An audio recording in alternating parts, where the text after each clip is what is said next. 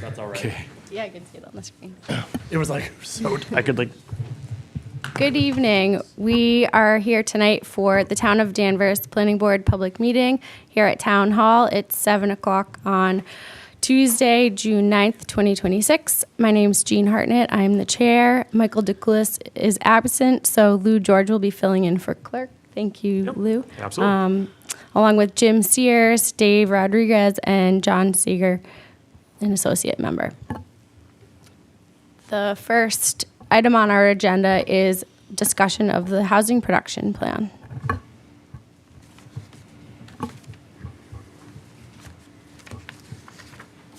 Josh, are you going to talk about that? Sure. I mean, so I think we're at the end here. At our last meeting, there weren't a lot of comments or questions. I guess in terms of just like context, after this evening, the select board will likely vote on this probably at a July, August meeting. if there's like a change in terms of like a sentence or adding a comma or periods or grammatic or formatting, it wouldn't come back to the board. However, if there, let's just say during the select board process, if there was a significant, I don't know, 2 or 3 recommendations were completely taken out, or 2 or 3 brand new recommendations, I guess.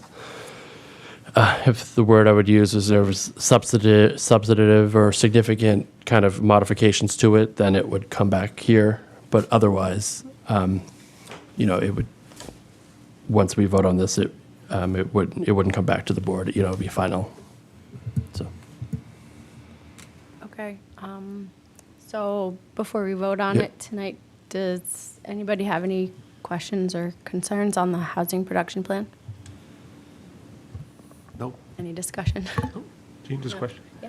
Just a question in terms Yes. of, so, and this is picking up to what Josh said a few moments ago. So if it does go to, when it does go to select board and they have, if there's any substantive changes, the select board couldn't just, vote on that, on a change. It would come back to us, is that? I believe that's what I believe that's what would happen. Ultimately, it would come back to the board, and then I think we'd like the planning board to vote first, and then the select board second. So, yeah. Okay.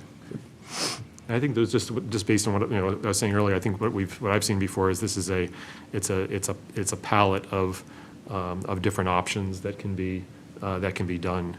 And I think it's, as opposed to, mandatory items, but I think that it's a palette, so I think I'd be in support of it. I think John did have a question. Do you have a question? Sorry. Yeah, did the select board review any of the 18 plans on it yet? Have they seen any of the draft? I believe they might have had one short conversation, but I don't know that for certain. But I believe that they had at least one meeting about it, that they had a brief to moderate discussion on it. Yeah. And if they vote no and want to change 1 or 2 things, what's the timeline for making that actually happen, since there's a consultant involved with everything on this plan? Yeah, it's sort of been we were working on it for a couple years now. Obviously, we'd like to have it kind of wrapped up sooner rather than later. It would be fairly quick, just depending on what was modified. If there were significant changes to it, I'd probably bring it back to the board as soon as possible. So to keep it going. We don't want to have it go for much further. Since we started doing it in 2024, it's time. So. Okay. Would anyone like to make a motion to approve the housing? I apologize, I had a little feedback on the plan itself. Sure.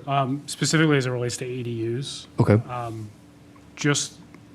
For future iteration of the plan, just some closer alignment with some of the developments that have happened at the state level regarding ADU developments with the recent housing production legislation that was passed a couple of years ago. I was looking for a little bit more fleshing out of that particular alignment with what's going on at the state level, especially in terms of guidance and regulatory oversight. Didn't really see some of the references that were made inside the plan reference Worcester's Act, which predates some of the state action. So I was looking for just a little bit more, I guess just a little more detail about how ADUs by right would intersect with what we're going to be working on within the next few years, and how the bylaw would be affected by state action moving forward. So Sure. That's just my only feedback. Thank you. Sorry, Lou. Oh, sorry. Okay. Well, I'd like to move that that the housing production plan be approved and forwarded to the select board with our favorable recommendation. Is that the? Sure. Or just Yep. I'll second that motion. Okay, motion made by Lou and seconded by Dave. All in favor, say aye. Aye. Aye. Aye. very good. Okay.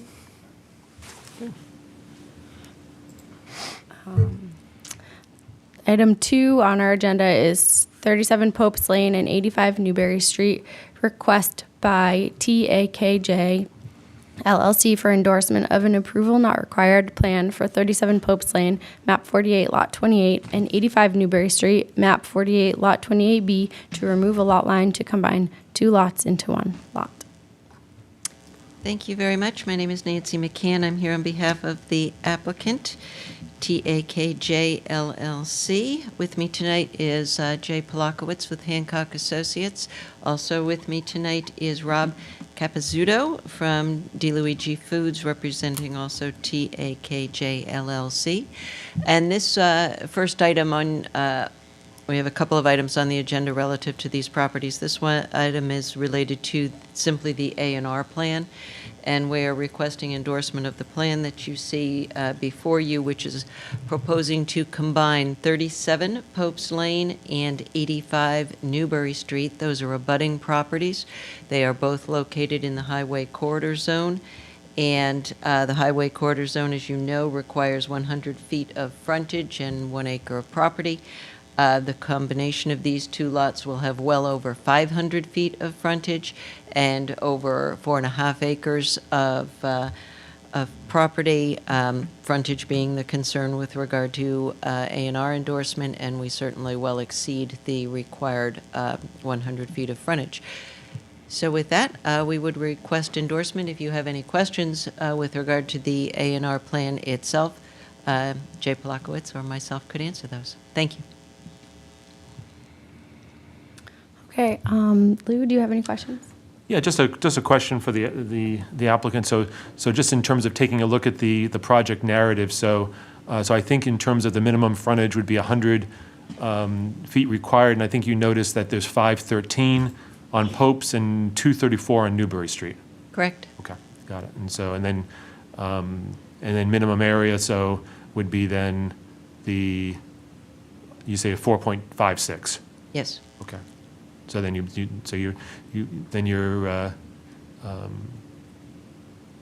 you said it otherwise complies with the A&R rules, correct? Oh, yes. Okay. All right. Any further questions? Okay, thanks, Lou. Jim? I don't have any questions. Dave? John? I don't have any questions either. So, would you like to make a motion? Sure. Okay. I'd like to move that the board approve the A&R for approval not required for 37 Popes Lane and 85 Newberry Street, with the 37 Popes Lane, map 48, lot 28, and 85 Newberry Street, map 48, lot 28B. Second. Motion made by Lou, seconded by Jim. All in favor, say aye. Aye. Aye. Aye. Thank you.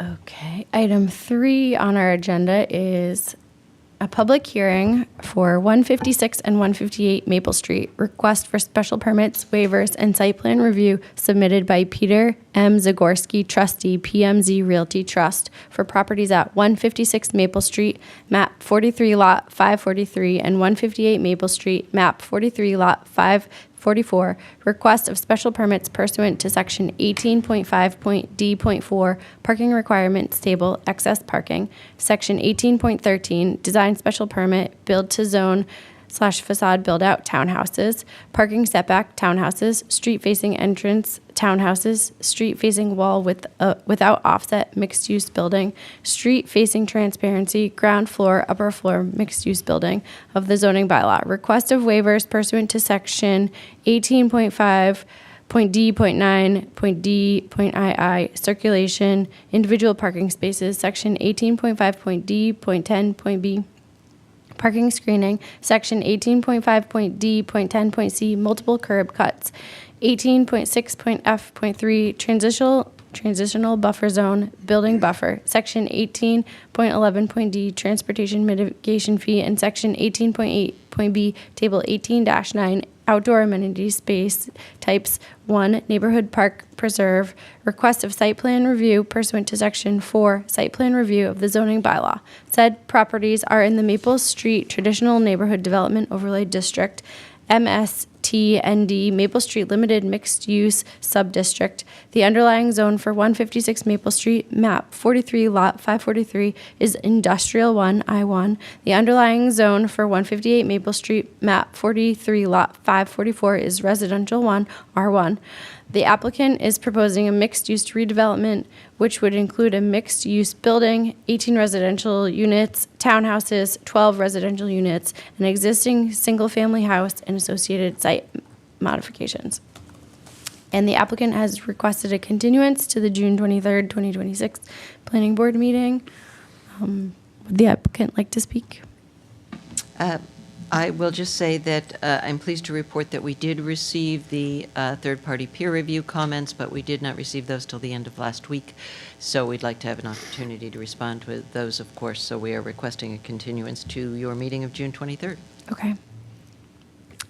So continue without discussion. Can I have a motion to continue the special permits waiver and site plan application to the June 23rd meeting? Sure, Madam Chair. Yeah, I'd like to move to continue the special permits, waiver, and site plan applications for 156 and 158 Maple Street to the June 23rd, 2026 Planning Board meeting.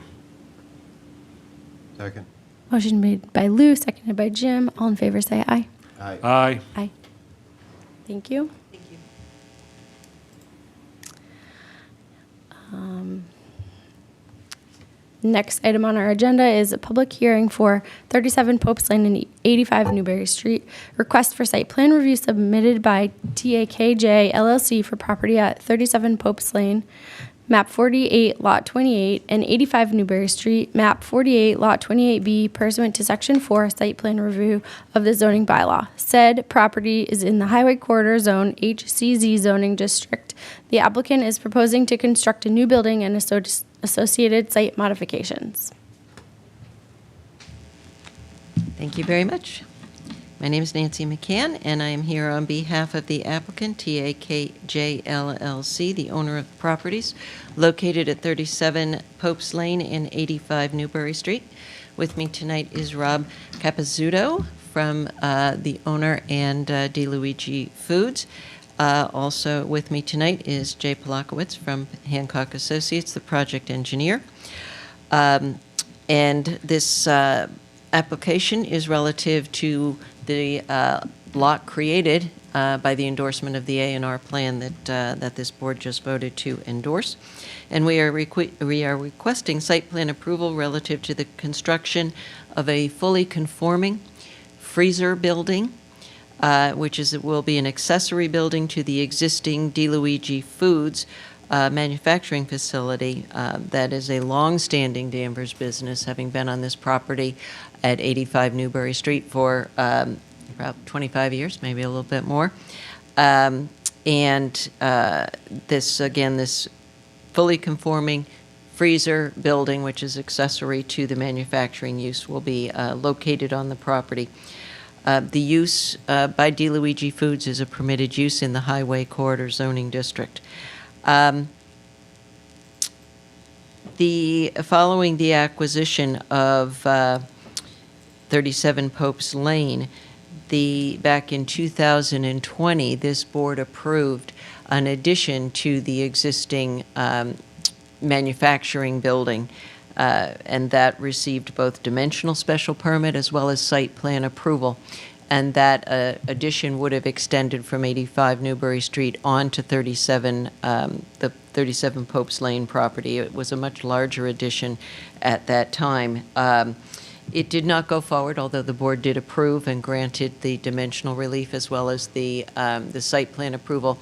That project didn't go forward, so now we're back before you now with a current proposal with, rather than an addition, we are proposing a separate freestanding, fully conforming building that is simply a freezer building. That is the purpose of it. It will store prepared foods that are awaiting the shipment out. So it's a freezer building with a loading dock associated with it to handle the shipping out of the goods.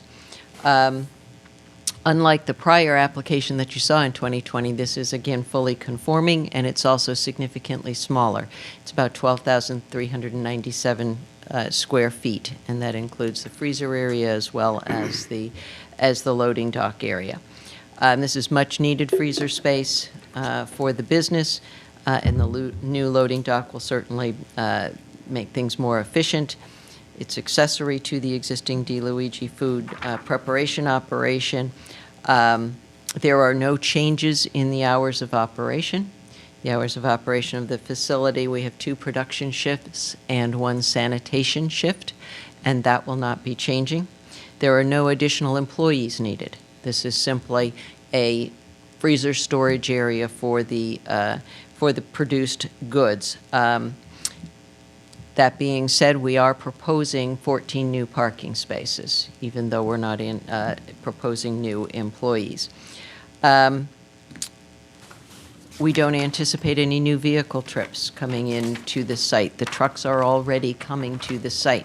They're just not circulating around as efficiently as this layout will allow that to happen.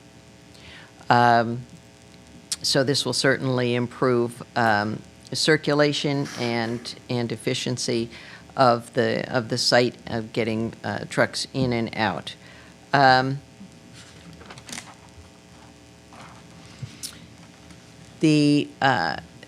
The building has been designed, it's a single-story building. It's been designed to meet all of the dimensional requirements of the zoning district. We have submitted a Form W with some technical waivers associated with the plan preparation, which the board very often sees.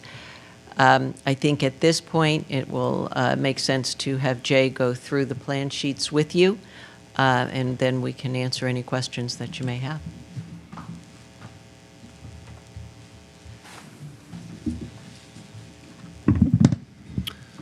Good evening, Jay Polakowitz with Hancock Associates.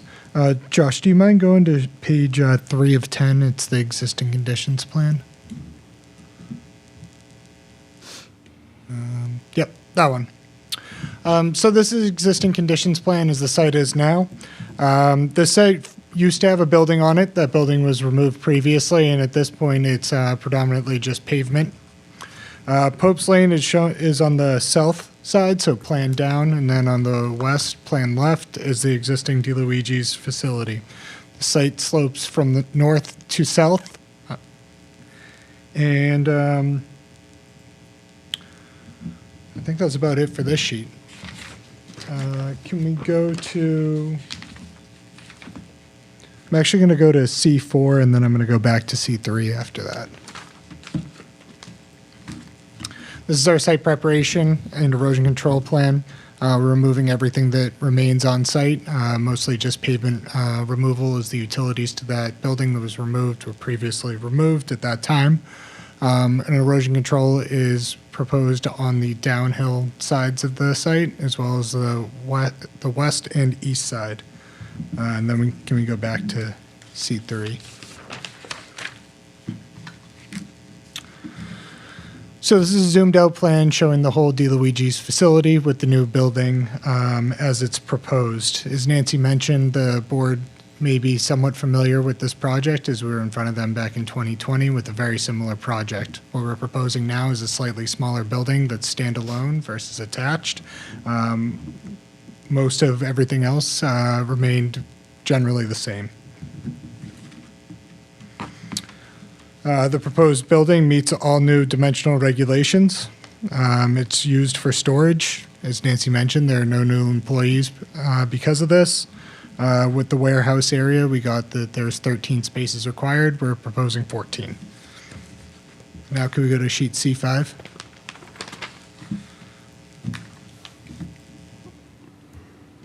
This is a slightly more zoomed in plan of what is proposed. So there's a proposed freezer building in the middle. The loading docks are on the south side facing Pope's Lane. There's basically parking anywhere we could fit it on site that wasn't a loading dock or steep slopes. Snow storage is proposed throughout the site in landscaped areas and then the crushed stone area behind the building. We go to C6. The new building will receive all new utilities. So that's water, electric, sewer, and then the existing propane tanks on site are being relocated because the proposed building was too close to them. And then in addition to that, there will be a new stormwater system proposed. The entire roof area and a majority of the parking lot will drain to a system of subsurface chambers. These subsurface chambers will promote infiltration and cut down on peak rates and volumes of runoff. That meets the state and local standards. The engineering department has reviewed this system. They had no further comments on the drainage system. We can go one more sheet. See if they have any openings. Sorry.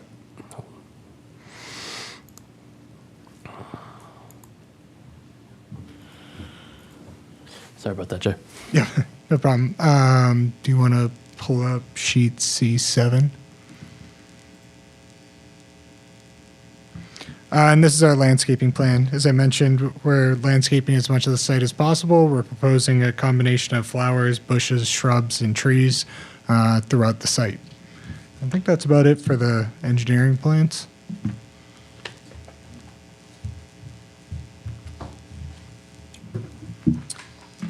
We did submit to you also the building design plans. Do you have those, Josh? You can put up. It's a pretty basic building. It's a metal building. We've got, on the plan, colors are noted. It will be a beige building with some dark bronze trim. We've got 6 loading bay doors. As you can see, those face Pope's Lane.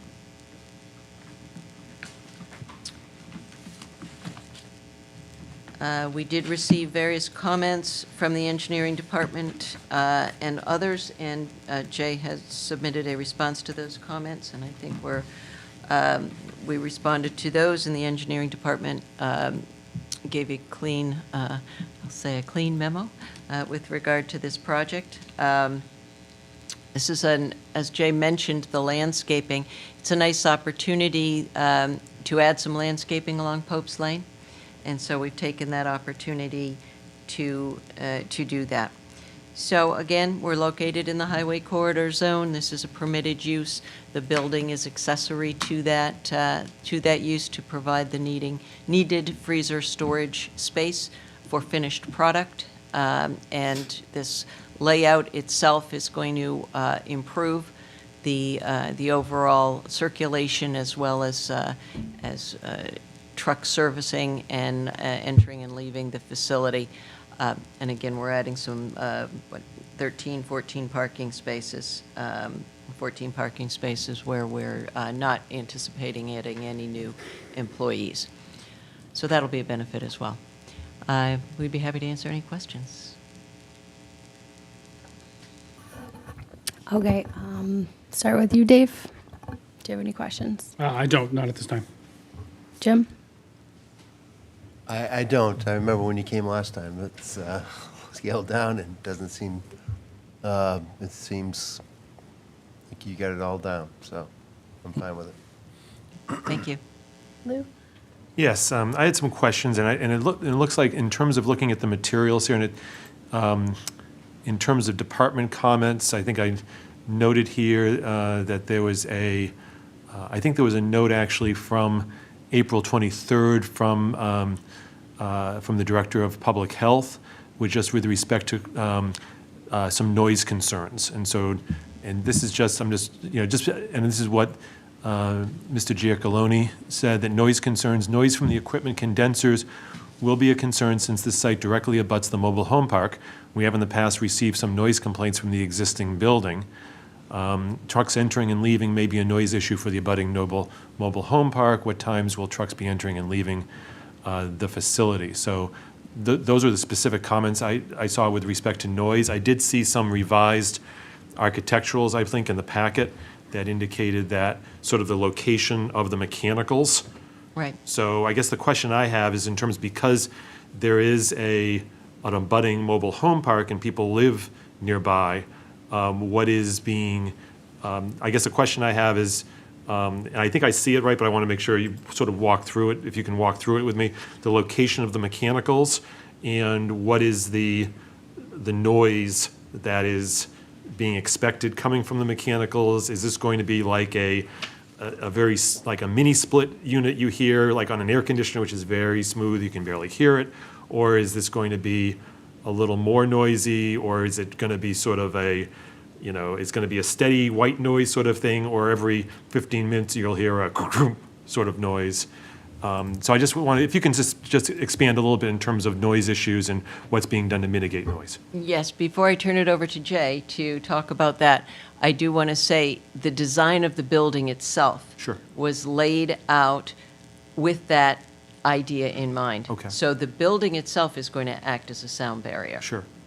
From both truck traffic, which is going to be on this side of the building, where the mobile home park is on the opposite side of the building. So looking at that depiction right there, Yeah. the mobile home park is on the other side Correct. of the building. Correct. So the the building rear. itself is going to act as a good sound barrier, but also there were, this was thoughtfully laid out as far as the building is concerned and mechanical. So Jay, I'll turn it over to you to Okay. speak to those items. Yep.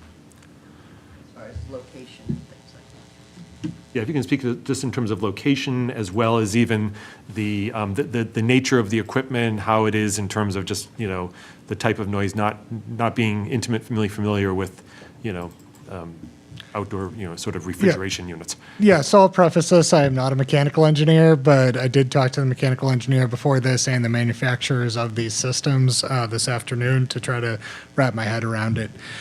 So basically, one of the only changes that we're proposing on the site plan from what was approved in 2020, besides the building size and detaching it from the existing building, is at that time, all these units were proposed at the rear of the building in that crushed stone area.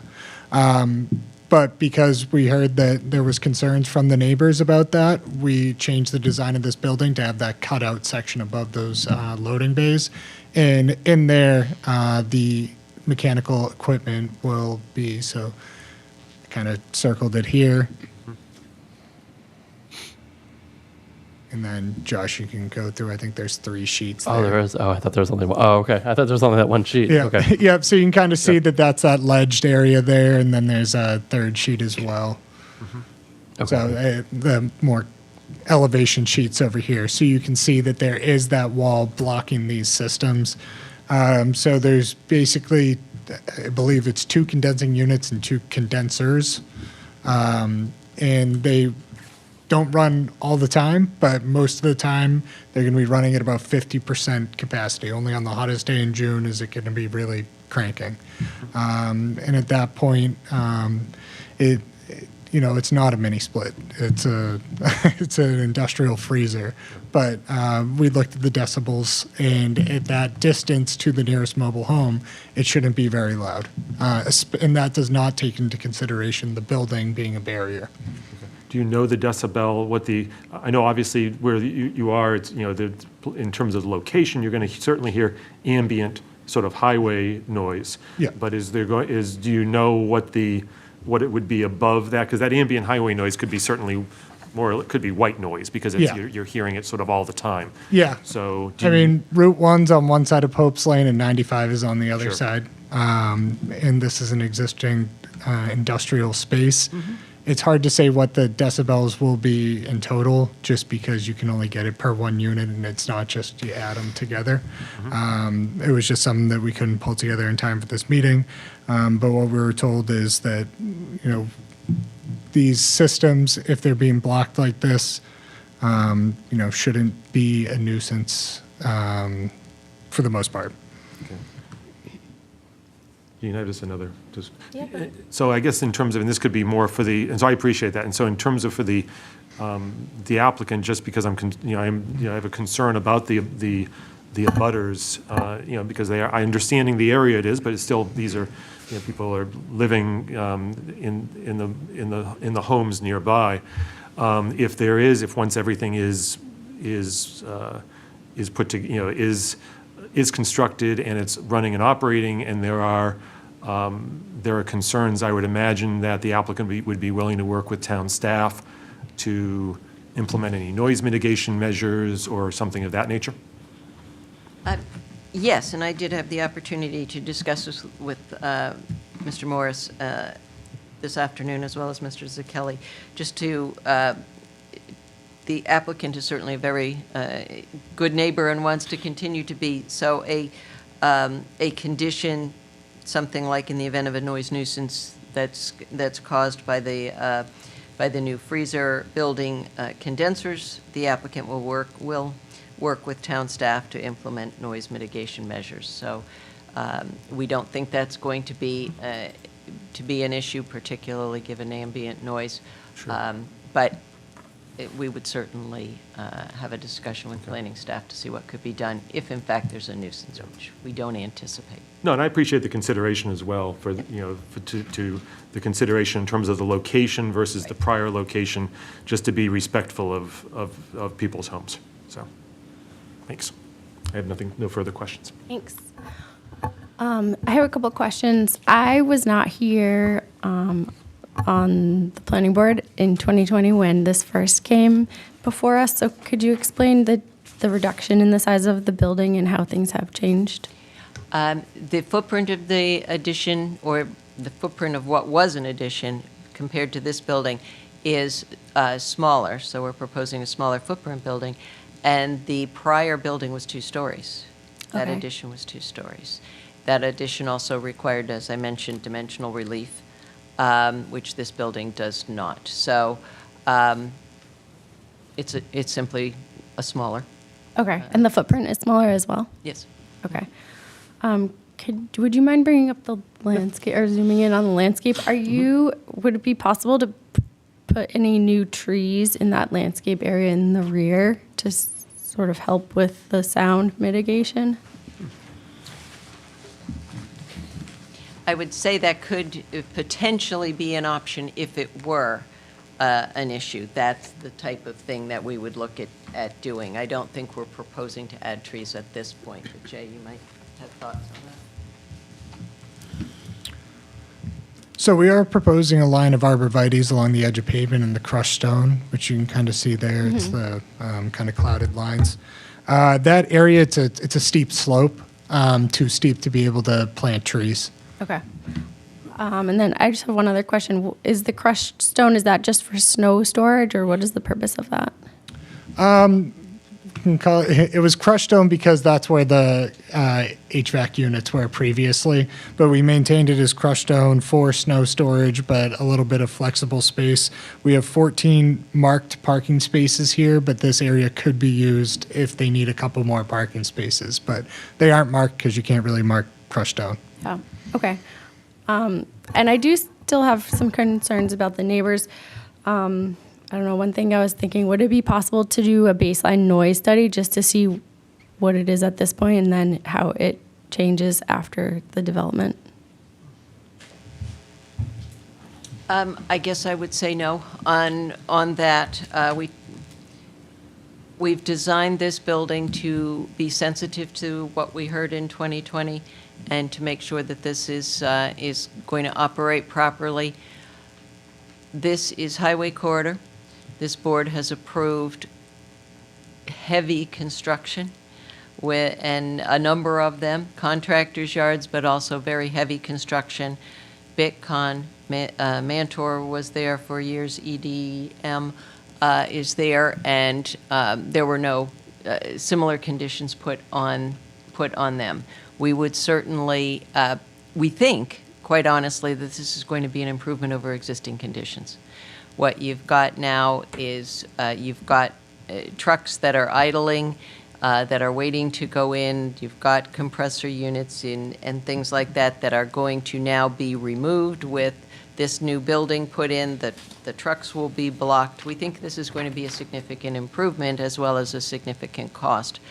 To do a sound study, there is so much ambient noise out here with 95 and Route 1 that I think it will be of little value and significant cost to do it, but of little value. And what is of more value is to say and have a condition that the applicant will work with staff if there is a noise nuisance to come up with something. I had another project in a different town up on Route 1 last year, as a matter of fact, and there were noise studies done on that property, and they were just so overshadowed by what was going on Route 1 and on 95. That property also happened to sit between the two highways.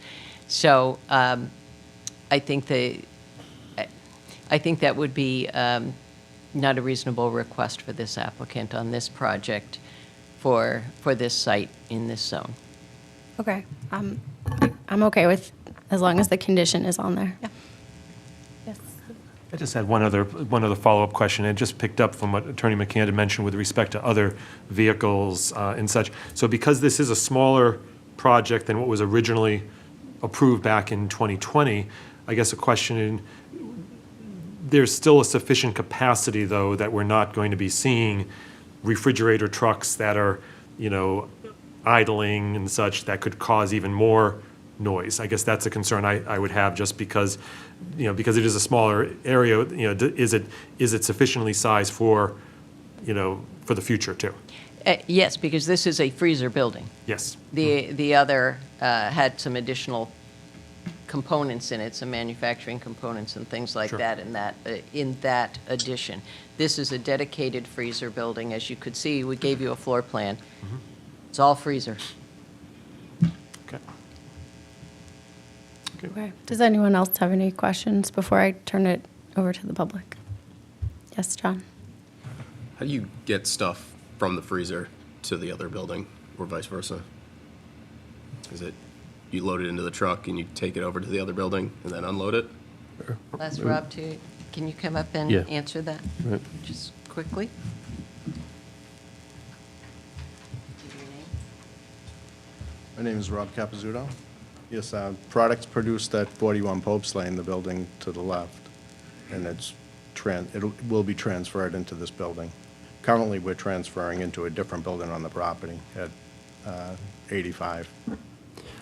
Currently goes into the other freezer building? Yes, So what's going to happen to the other freezer building? Is it just more space? staying as is, yes. Thanks. I guess Rob, if you could, just had a question. Could you explain a little bit more, how the buildings are related and how describe the transportation of the goods from the existing facility to this building and how that's happening on a daily basis? Or Goods physically get. The foods are produced in 41 Popes Lane, which is to the left of this facility, and then it gets transferred. It will be transferred into this building. Currently, we're doing that now. but how? Like what what is? With trailers. Yeah. Would you mind raising your microphone, please? Using trailers. I can't hear, so if you can just speak a little. We're transferring the finished goods using trucks, going from one building to another. That's what's currently existing now. Okay, so employees aren't pushing it in like in carts or? No, not at all. Okay. The USDA won't let us work like that. Okay.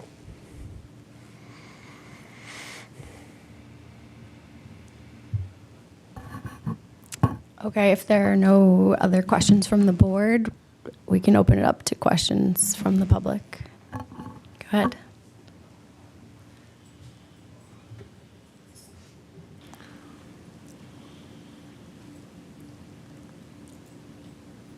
Bill Bradstreet, town meeting member, precinct 1. Just a couple of questions. One, if forklifts are used for moving, are they electric powered or gas powered? I know electric is quiet, gas tends to be a little noisy. Wait. Thank you. That's nice to hear. The other thing was you're going to put arborvitaes along the road as a sound barrier. You said you couldn't put trees on the slope because it wouldn't work. Are there greens available that you can put on that slope that will stay where they're planted and also act as a noise barrier, even if it's small, some kind of a noise barrier? Whoever.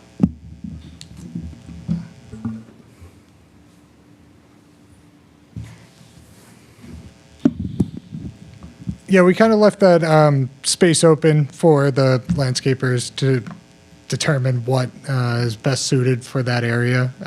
Like I said, it is a steep slope. It's hard for a tree to grow there, especially in the early stages. But they could do some sort of low-lying landscaped. The arborvitae is going to block it from any sort of noise in view at that point. So it'll be up to the landscapers to decide what they want to do in that area.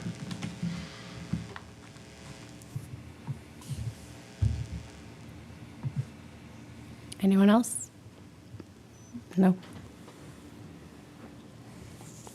Okay. I guess we can, I guess. how's everyone feeling about this? Nope. Yes. Mr. Bradstreet Okay, has Mr. Bradstreet.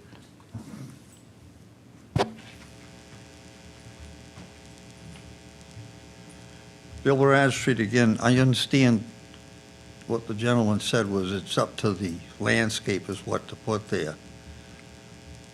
Do you have to approve what's put there? I'm still concerned with, I don't live up there, but any sound. Not doing a sound study, but any sound. It's bad enough they're on between 95 and Route 1.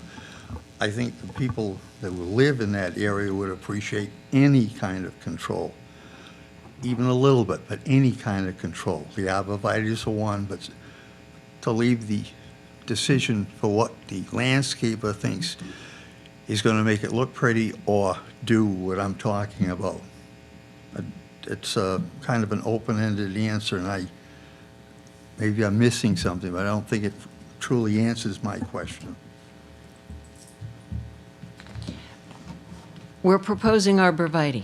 Those are tall trees that are going to provide some sound attenuation. Behind those arborvitae is a slope. We're not proposing any landscaping there. Nobody can see it.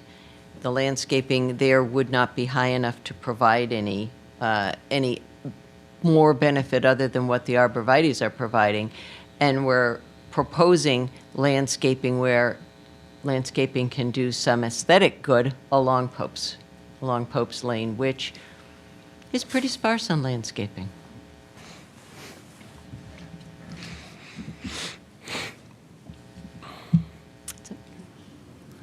Are you proposing any additional irrigation? No, No. I don't believe so. We don't For the have any landscaping, no. irrigation. Right. It's not a lot? It's not a lot. Oh, it's not a lot, We don't, okay. we don't use town water for Okay, great. irrigation. Good answer. Okay. Discussion? Just one question, just with respect, just talking about the landscaping again and the arborvitaes. And so just looking at the site plan there, so the arborvitaes are placed, it looks like, just looking at it there, could you just point out where they're going to be? Just so I can understand it. It doesn't seem like it's covering the entire, all along there. I believe it's this rear kind of, sort of acting like a Right. fence and sort Okay. of. So it's all along the. It's okay. almost the entirety of the rear. Okay. That's I right. guess if the development of, what size would they be planted at planting? Is that on the plan, Jay? So that's not the only place that the arborvitaes are going. There's a couple other, but in total, we estimate about 60, 4 to 5 feet tall, 4 foot on center at the time of planting. Depending on the species of arborvitaes you use, they can get very big very quickly.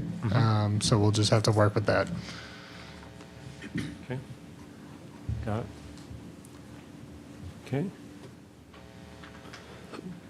I don't think I have any further. I don't think I have any further questions. I think the concern I had with respect to noise, and I'd be, considering that there's going to be a condition in there for an assessment if there are noise concerns, and working with town staff. And considering, I think, also looking at the design of the building and the placement of the landscaping, I think it's. I mean, if you're looking for comments, I think I'd be satisfied with this. Okay. Anyone else have any comments? I'll echo Lou's comments. The design choice for sound mitigation, I think, is appropriate. And with the condition in place, to kind of see where we're at some point, based upon noise mitigation and our noise attenuation in the real world, I think is appropriate for that. So I'll be supporting the measure. Jim? Nothing further. Okay. And I'm also in agreement. I think the arborvitae placement will help. How the building is set up will help. And then with the condition that the applicant will work with town staff if there are any complaints. If somebody did have a complaint, would they know how to reach out to either the applicant or the town, or how would that work? Depends. I mean, generally they might reach out to the property owner first, and if not, if they call town hall, depending on who they called or where they started, it might or would likely reach our office in some manner, and then it would come to our attention, and then we'd reach out and start that kind of process, I guess. What's happening, is a certain time of day, the whole just logistics and operation. Just kind of talk through it with the development team or the property owner, so the operations. So I think Attorney McGann had a comment. I think planning staff, usually people go to the building inspector, and then they go to the planning staff, and the planning staff is very responsive. Okay, thank you. I'm also encouraged that we've heard from these residents very recently on another application, so I Right. think they're engaged and they know that they can come to us if they're having an issue. Okay, great. Gene, one final question. Yes. Just with respect to, in terms of construction, when it would be anticipated that construction would begin, how long it would take, because also kind of keeping in mind too, the abutting property owners, and I understand there's hours of construction and such in the general property conditions, general conditions, but in terms of when would you anticipate this would be taking place? Soon? July 6th starting, 26 weeks, finishing hopefully by Yeah. Christmas or first of the year. They anticipate starting the beginning of July, so quickly. 26 weeks on construction. So this will move along very, very quickly. It's not going to linger or drag out. Thank you. Okay, do we have a motion to close the public hearing? So moved. Second? Second. Okay. Motion made by Dave and seconded by Lou. All in favor, say aye. Aye. Aye. Okay. Very good. I have the decision here. I'll read this in the record as the acting clerk. Site plan review, 37 Popes Lane and 85 Newbury Street. Date of application, April 16, 2026. Date of hearing, June 9th, 2026. Date of decision, June 9th, 2026. The Danvers Planning Board finds the site plan submitted by TAKJ LLC for property at 37 Popes Lane, Assessors Map 48, Lot 28, and 85 Newbury Street, Assessors Map 48, Lot 28B, to be in substantial compliance with the criteria and regulations adopted by the town. Details of the plan review can be found on the following plan. Quote, construction documents, 37 Popes Lane, Danvers, Massachusetts, should be 01923, for DeLuigi's Inc., end quote, prepared by Hancock Associates, dated April 9th, 2026, revised to June 9th, 2026, consisting of 11 sheets. Supporting materials include lighting plan prepared by Paquette and Howard Electric Service, LLC, dated April 3rd, 2026. Stormwater report prepared by Hancock Associates, dated March 2026, revised to June 2026. Architectural plans prepared by Jewett Construction, dated April 3rd, 2026, consisting of 3 sheets. The following submission requirements have been waived. 1. Section 4.2.2. Datum. Elevations shown on the plans refer to National Geodetic Vertical Datum of 1929, NGVD 29, instead of North American Vertical Datum of 1988, NAVD 88. 2, Section 4.3.1, Title Sheet. Existing contours are shown at 1-foot intervals on the existing conditions plan of land. 3, Section 4.3.2, Site Analysis Plan. Site Analysis Plan is entitled Existing Conditions Plan of Land, EC. Existing contours are shown at 1-foot intervals. A note containing the number and total DBH of all trees with a DBH greater than 6 inches is not shown on the plan. Soil testing locations and results are shown on the grading, drainage, and utilities plan, C6. 4, Section 4.3.3, Dimensional Regulations Plan. Plot lines with bearings and distance are shown on the existing conditions plan of land. 5, Section 4.3.4, Site Construction Plan. Site Construction Plan is entitled the Layout and Materials Plan, C5. Existing and proposed contours and proposed drainage system are shown on the grading, drainage, and utilities plan, C6. Landscaping is shown on the landscaping plan, C7. A table indicating the amounts of earth material that are to be removed, added, or reused on site is not shown on the plan. 6, Section 4.3.6, Utilities Plan. The profiles of the utilities are not shown on the plan. 7, Section 4.3.7, Landscape Plan. The landscape plan is prepared by professional engineer, PE, instead of a registered landscape architect. Existing and proposed grades are shown on the grading, drainage, and utilities plan, C6. Existing trees with 6-inch DBH or greater to be removed are shown on the site preparation and erosion control plan, C4. The methods for protecting plant material during construction are not shown on the plan. The yard setbacks are shown on the dimensional regulations plan, C3. 8, Section 4.3.8, Off-Street Parking and Loading Plan. The off-street parking and loading plan is entitled the Layout and Materials Plan, C5. The parking table is shown on the Dimensional Regulations Plan, C3. The construction details and type of materials are shown on the details, C8 and C9.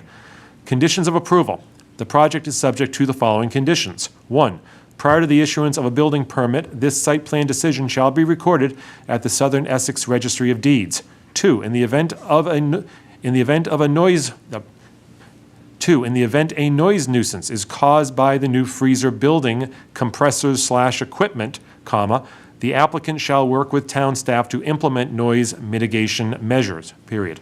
3, the applicant will satisfy all the comments in the Danvers Engineering Division memorandum dated June 8th, 2026. 4, if there are any changes to the approved plans, the use, or the conditions on premises, planning staff will review. If deemed a major change by staff, the applicant will have to apply for a new application for site plan review. This project is subject to the attached list of general conditions. Any approval of this site plan review shall lapse within 3 years from the grant thereof if construction has not begun by such date. Signed, Gene Hartnett, Chair. Second. Anyone second? All in favor, say aye. Aye. Aye. Thank you very much. And item number 5 on our agenda is a public hearing for 54 Cherry Hill Drive, request for site plan review submitted by Abiomed Incorporated for property at 54 Cherry Hill Drive, map 29, lot 11, pursuant to section 4 site plan review of the zoning bylaw. Said property is in the Industrial 2 I2 zoning district. The applicant is proposing to construct a new building addition and parking lot expansion and associated site modifications. And the applicant is joining virtually, looks like. And Madam Chair, as noted, I did not attend the prior meeting on this, but I did watch and listen to the the video proceedings and filled out a Mullins form. Thanks, Lou.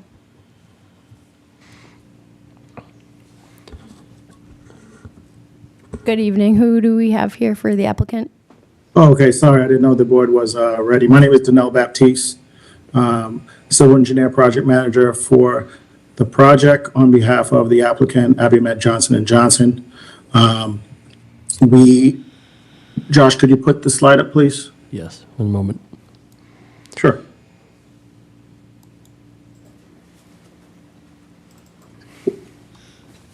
Perfect, thanks, Josh. So just some housekeeping. The applicant came in front of the board on 2 occasions. On the first occasion, it was continued until a decision was made from Conservation Commission. Fast forward to today, our Conservation Commission was approved on our previous meeting on May 28th. So we're here in front of the board to proceed with site plan approval for said project. We were in receipt of engineering comments that was sent today. We reviewed the comments. Thanks, Josh and your team, for providing those comments. Based on a cursory review of those comments, it seems like the project and the comments and what have you from the engineering department were substantially rectified. Most, if not all, were no further comments from Mr. King and his staff. So based on that, we did provide an overview of the projects in last hearing. We will provide any comments. We'll go through a formal review of the site plan if some of the board members would like to go over the actual slides. I wanted to focus more on the items that Josh Morris and High Point and the applicant that have been talking more intimately offline, and that is relative to the irrigation and the landscape components of the site. We received comment back from Josh Morris and his team stating that irrigation is not allowed to use public water source. So with that said, if the commission, if the board would allow us to talk more in depth about getting to a resolution on the landscaping and the irrigation, since the engineering was substantially complete as based on the review, there were no significant comments relative to any design-related items. I would like to introduce our landscape director, Mr. Michael Radner, that could start to talk about the discussion relative to the irrigation and the landscaping design on this project. Thank you. Can everybody hear me? Yes. Very wonderful. Good evening, everybody, and thank you, Mr. Danelle Baptiste. What an introduction. Michael Radner with the High Point. We're the landscape architect for the project. Rather than looking at these slides, would you mind if I shared my screen? We can sort of cut to the heart of the matter. Sure. Or is that? Sure. Do I need to give you that ability? Is that the issue? Yeah, I don't. Okay, I hold can't on. click on it right now. Okay, hold on. You're Michael Radner. Let's see. If I made you a presenter, okay, let's see. Okay. If that doesn't work, Yeah, I can't. Okay, here we go. Yep. Thank you.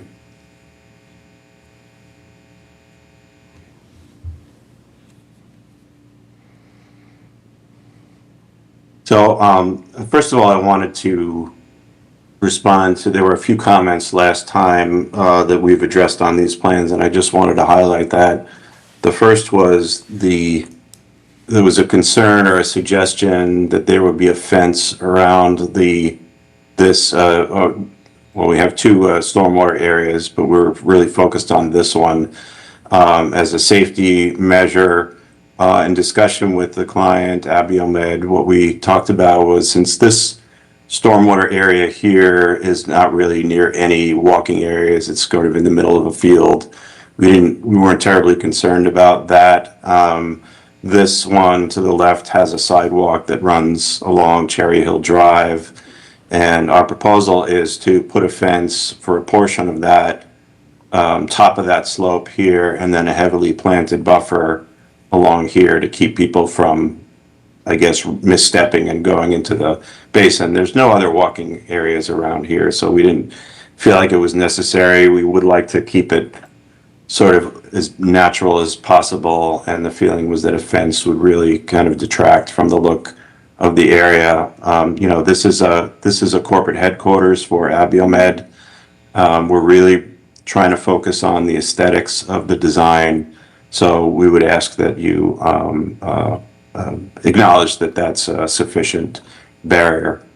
The other piece I wanted to go to was when we talked about there was a question over drought tolerant and native plant selections, and what we have done in our resubmission is added a column here that the DT denotes drought tolerant, the N denotes native, and you could see that we're all sort of in that zone of being resilient landscaping, if you will. That a lot of these species are quite drought tolerant, and we should have a lot of success with it. Having said that, what we have, what we've seen is this request or requirement that we not use a municipal source of water. And if I can go back to the sort of the big plan here, like I said, this is the third lot in a 3-lot succession of buildings that are all connected. The landscape improvements are substantial on the other 2 lots. We would like to do the same here. You know, I've been doing this a long time, and I'm all for resilient plantings. I'm all for native plantings. I'm all for drought-resistant plantings. The issue that I'd like your help with as a town and the board is that with the rather substantial investment going into this plan, and despite all of the drought tolerance that we're showing here, every plant needs water. And, you know, we are often in a situation where, you know, there's a substantial investment of, you know, a few $100,000 here in improving the look and the feel of the landscape and the corporate offices here, and for the comfort of the employees. And we like to have this planting, but it's very, very difficult for anybody to maintain these landscapes without supplementing what comes from the sky. So, you know, in our initial submission, we had assumed that the design was predicated on that there would be an irrigation system and that we would tap into the municipal source. I understand that the town doesn't like this, or it's changing their regulations about this. We really tried to find sort of going through some other decisions, and I couldn't find really anything that prohibited a municipal tie-in like this. And I may be wrong. You know, I didn't do an exhaustive search on this, so you know, if I'm mistaken and there is some precedence for that, I'd certainly like to hear it. But I guess what we're looking for is for you to work with us and Abiomed to find a way to preserve the plan as it is. And I guess the first request is there a way to conditionally approve the project so that we have some flexibility on what the supply of water is going to be? And I'll add that we're exploring other sources of water. There's other ways to water plants, but they're rather extensive engineering studies that have to be done with that come with that. You know, if you're going to dig a well, we don't know if we're going to hit water from a well. So I guess what I'm asking is that there's, you know, if we could have some flexibility in being able to do that. If there isn't, if we're absolutely forbade to use a municipal water supply, my recommendation to Abiomed is that we not do the tree plantings that are circled in the blue area, that we just focus on the plantings around the building, that we can, there's our smaller shrubs and perennials and grasses that can better withstand the drought. But when you plant large trees like oaks and maples, even if it's for the first couple of seasons, it can't be done without supplemental water. So I guess, I'll stop talking there, and I'm hoping that there can be a discussion about this and we can find some flexibility with the board. Thank you.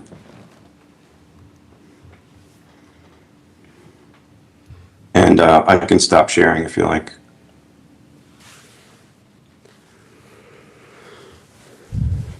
Okay. Does that conclude your presentation? We could go through a formal presentation. I just wanted to respect the board's time because a formal presentation was done on the previous hearing. And we received comments back from engineering that pretty much satisfied all the comments that we posed from their first round of engineering comments. So unless the board want us to go through a formal presentation, we'd be more than happy to do that. But we just felt that it was already done and we pretty much received a clean slate from engineering. And we received Conservation Commission approval that we could focus more on a more pressing item, hence why we bypassed that approach. Yeah, I don't think that's necessary. Yeah, can I add one more thing? I'm sorry. I neglected to mention, if we are able to do this, the irrigation system that we would design is what's called EPA Water Sense. So, which is a federal program that basically is a 50% reduction over what traditional irrigation does. So these are smart systems of irrigation. Of course, it's all cloud-based and it's all internet-based. They monitor the weather so that you're not going to see sprinklers running when it's raining. We put soil moisture sensors in the ground so that it detects when the soil is too dry, and the water only turns on when that happens. So it's an extremely efficient and water-wise type of system. Thank you. If I may jump in, Josh, you had 3 comments from planning board comments. One was what Mr. Radner spoke about. The second one was the snow storage, and the third one was the parking. We held back from making any modifications to that because we did not know if the engineering comments would supersede or required additional revisions.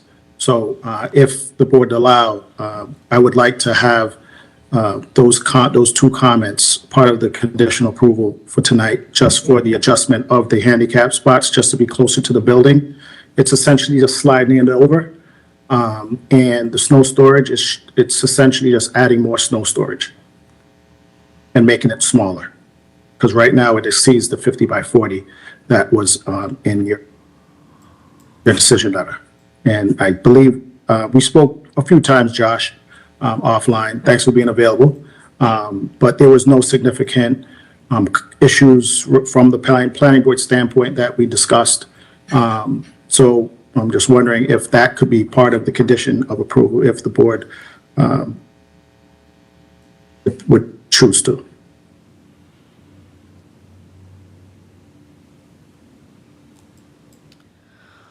Okay, can we go to questions from the board? Sure. Okay. Lou, do you want to start? Sure, yeah, just some questions, and I did, I was not in attendance at the April 28th meeting, but I did watch the hearing, and I did, just a couple of questions I did have.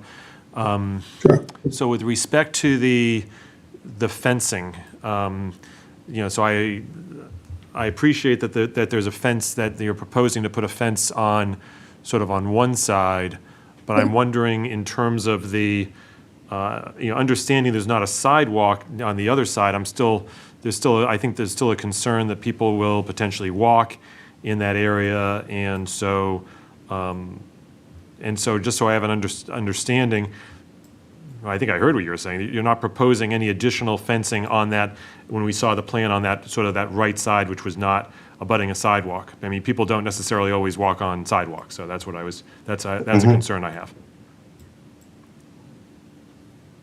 Mike, you want to take that?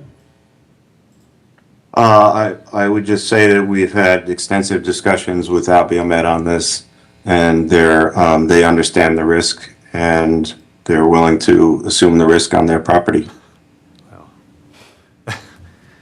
Okay. It's, okay, well, I understand what I understand what you're saying there. I understand that they're willing to assume the risk, but we're also as the planning board, we're also responsible as well to have a responsibility to the public as well and to the safety. So that's a concern. I understand, the fact that they're willing to take on the responsibility doesn't exactly give me much solace. So. Could I jump in? Would it be amicable to a happy median if that fence area was just slightly extended around, not to circumnavigate the entire basin, but to kind of curve that area, just to provide more protection? Would the board be amicable for that revision? I mean, I can't speak for the rest of the board, but I guess are you talking about then, Mr. Baptiste? Were you talking about adding because the way it's my understanding is that you're looking at adding a fence that's sort of adjacent to the sidewalk area, sort of on the left side of as you can see the plan, but on the right side, you were not planning it. So are you now saying that you would? So what I was saying is if you go to could you go to the landscape plan? Yeah, or, Mr. Baptiste, is this, can you see, I kind of, Yeah. is that this Yeah. area, the basin? Right. You see, so Right, it's like what the I- southern, you want me to go to a different sheet, or is this, Yeah, if you could go to the landscape plan, I just wanted to What, bring something up there. what sheet is Scroll, that? it's towards the end. Okay. There's L300. L300, okay, yeah.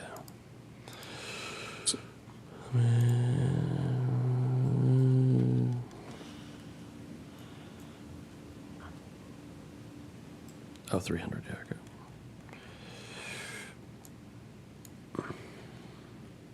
Oh, there it is. So, Yep, okay.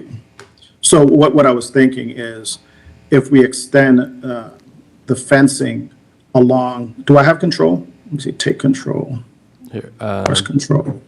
yeah, okay. All right, so what I was thinking is, tell me if you could see my cursor.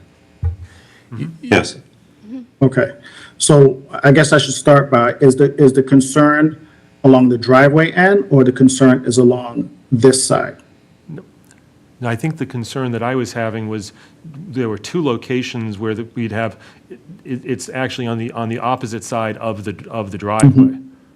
The other basin. Okay. The other basin. The other This basin where basin. you're right, where it's my understanding that you are, because of there's not people, there's not a sidewalk there and such, that you're not proposing that any protective measures be placed there. Correct. So what would suffice from the board? Could we mimic that same partial fencing along this area? And if so, if you could direct me to kind of draw on the cursor, I think the applicant would be amenable to that if that's going to prevent from an approval. I don't think the applicant would be, This is a sidewalk. Yeah, that's a sidewalk too, yeah. Yeah, it's actually, it's pointed out, This- there's a sidewalk there is on the, if you're looking at your cursor, just a short distance to the left of your cursor is also a Right. sidewalk. So I think that there does need to be some, I would say that there should be some fencing that would, something like this? kind of going all the way, and further up, further to the right, further, yep. From here? Going around, and then I would say all the way around Cherry Hill Drive, along Cherry Hill Drive. So if you were to move your cursor to the right, continue moving it, continue, and then cutting in. So basically, you want it wrapped. I thought it was going to come to a compromise, but you wanted it wrapped. Is that correct? You wanted it Again, I'm wrapped not around. speaking for Is the that board. correct? This is, I would say, I have concerns about, that it should be wrapped, similar to what you're doing on the other side, where you're doing a combination of fence and some landscaping to sort of discourage people from walking into the area or falling, falling into it, is to do a similar approach on that side. I think we could come up with something that, We can do that. yeah, the board could, yeah, I think we could come up with something. That's fine. Okay. I do have some other concerns. Do you want me to? Okay, sure. Sure. Yep. Okay, so that was my concern about in terms of the fencing. And then the other question I have is with respect to the water, and I think this is a question coming from, I guess, to town staff. I mean, in terms of the water use and using town water that is it's prohibited by general conditions for site plan review. Right. I mean, I guess if we want to get into that, just a couple comments. So, right, as Lou alluded to, in the general conditions, I've sent it to the development team, but just for the board, our last general condition, which has been in every site plan decision that we've done since 2018, water conservation. Irrigation shall not utilize the public water supply. In the event irrigation is desired, a private well should be installed. Any irrigation system shall have rain moisture sensors and timers in all heads and zones. All right. And then additionally, in the engineering memo that was provided today, that was sent to the development team from the DPW director. Let me see, today. I'll just read the first, the comment, the first thing in the memo from today. The applicant should note that since the town's water supply is subject to permit requirements under Mass General Law 21G, Water Management Act, the town's ongoing water conservation program, water for any landscape irrigation desired by the applicant shall be provided from a private on-site well or from rainfall. All new landscape irrigation systems within the town must include a soil moisture sensor to prevent unnecessary watering and a rainfall sensor to prevent watering when rain is falling. Section 6 stormwater regulations. So, we have been talking to the development team about this matter. It's staff's, viewpoint, and that, this is a town regulation.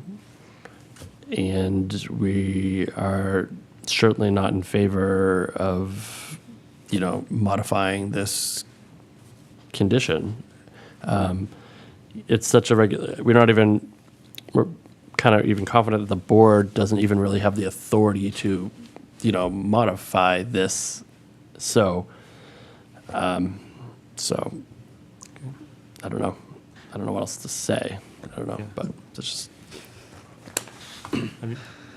Yeah, I'd be interested in seeing what in terms of what my fellow board members have to say about it, but just in terms of I definitely have some concerns about, that, and knowing, of course, that we now, whether we even have the ability to, and also, frankly, I'd be interested in knowing if there are other measures that can be taken in addition to just either well or rainwater conservation, something in terms of using the rainwater collection that could also be used to provide irrigation, as opposed to just the if we can't use irrigation, then the landscape plan is out. So those are my comments for now, Gene.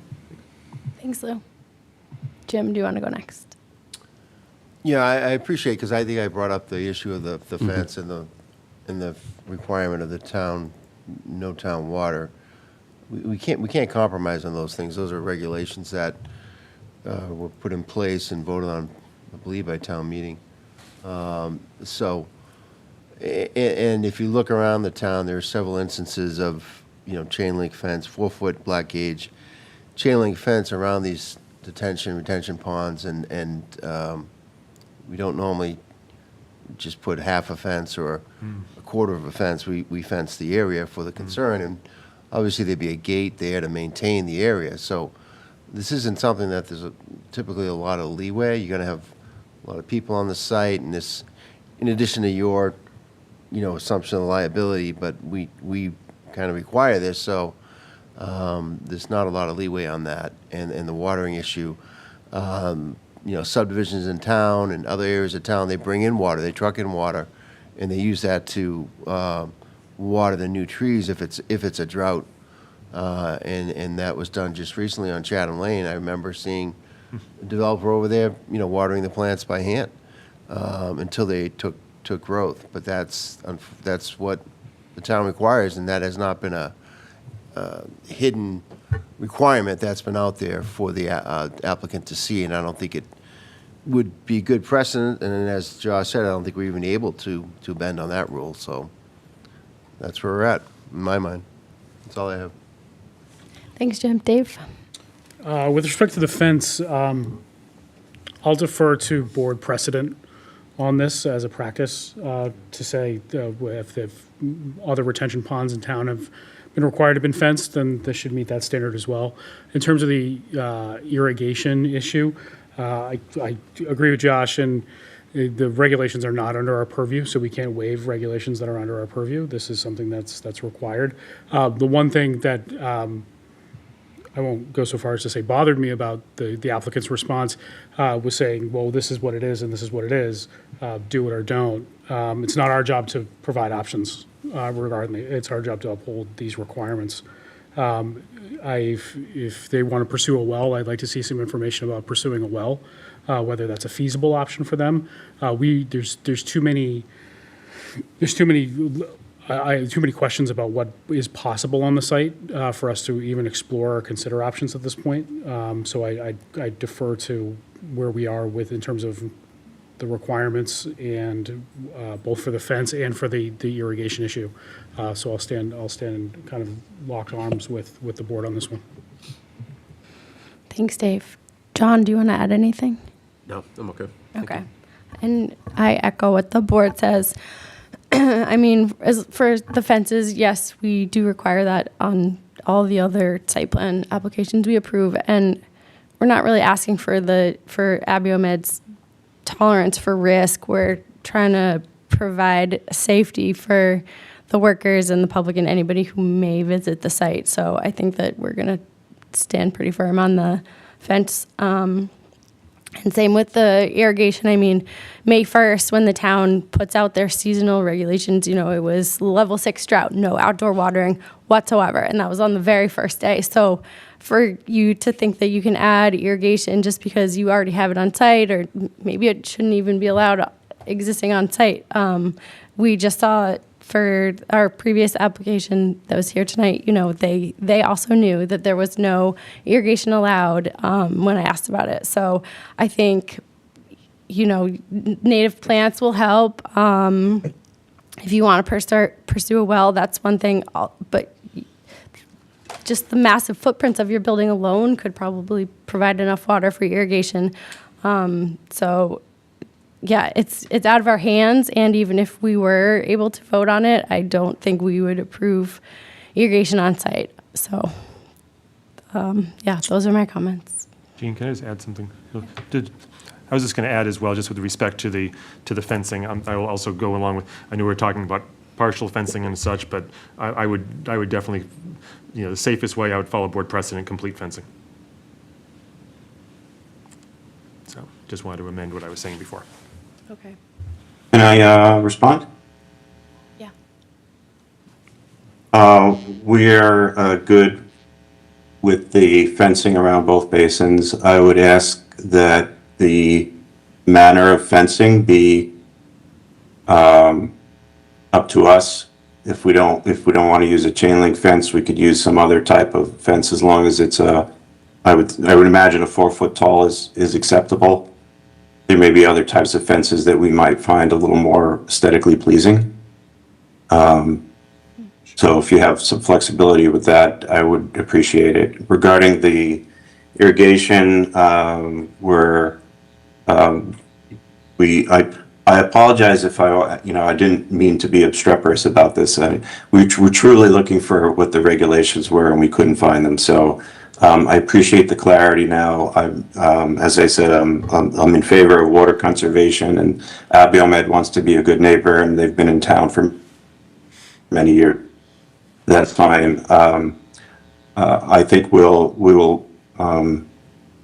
So I guess what we're saying is we're accepting the condition for the no municipal hookup. I think we're going to continue to look for alternate sources of water so that we can maintain the landscape in an environmentally responsible way. Thank you. Thanks, Mike. I would like to add, if the board will allow me to add to Mike's comment. With accepting the board's concern about the fence, we would accept that. But what we wanted to do beyond that is if the applicant, if it have a conditional approval based on the approved plans, but allow the applicant to explore measures for providing water, whether it's harvesting, whether it's due diligence from well testing, and have that as a conditional approval to have that testing done and come back in front of the board to prove that we have water on site as a conditional approval, just not to hold up the project moving forward, and have that be a conditional approval prior to construction, that a measure for providing irrigation is sought and reconciled and approved by the town. So just to clarify, the condition would be that you're not hooking up to municipal water, that irrigation would be provided, whether it was through a well, through rainwater harvesting, or through trucking water in. Correct. Well, I think the condition is written. I'll read the condition so we could all get the terminology right. It says irrigation shall not utilize the public water supply. Okay. In the event irrigation is desired, a private well should be installed. Any irrigation system shall have rain moisture sensors and timers on all heads and zones. So I would just request that rather than saying a private well, I would just say alternate sources of water should be installed so that we have the flexibility to do stormwater harvesting or something else. The rain moisture sensors we're going to have on our system if we do install irrigation. And the timers are inherent as part of any irrigation system. Any automatic irrigation system has timers on it, so that's fine. So we're going to be broadening the condition, right? I mean, So we're so not that simply they don't limited have to to a use private well. Right. Yeah. If I could interject, Yeah. potentially. If we just leave the general condition as it is, we don't need to modify. If you're not doing town water supply, I don't think it needs to be, you don't have to write, if you do something that's not town water, I don't think we have to write the 5 or 6 other options that are available. You know what I mean? If you're, but right now, as the condition is written, it says, in the event irrigation is desired, a private well should be installed. That's not giving them leeway to do. Yeah, I think if we were just to say that they're not going to hook up to town water, and should they pursue an irrigation system, it'll be in line with applicable regulations. That opens it up. Then it could be a well. It's up to them. They're just subject to applicable regulations for the stormwater code.